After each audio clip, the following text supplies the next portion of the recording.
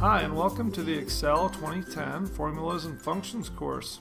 I'm glad you found my course, and I think when you're done with this course, you're going to be glad you did too.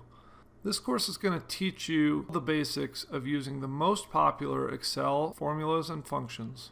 This course is perfect for beginners or intermediate Excel students, or anyone who just needs to get a firm grasp on the basics of using formulas and functions to do powerful calculations in Excel.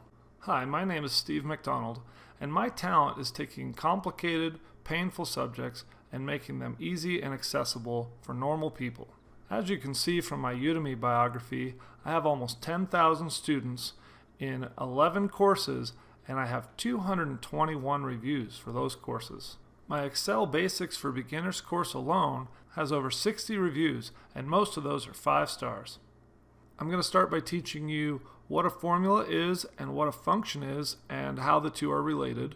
I'm going to teach you the anatomy of a formula so you understand what all those parentheses, colons, commas, equal signs, and capitalized words mean. And then I'm going to show you the 7 most important functions in Excel 2010 to help you get crazy amounts of work done using Excel.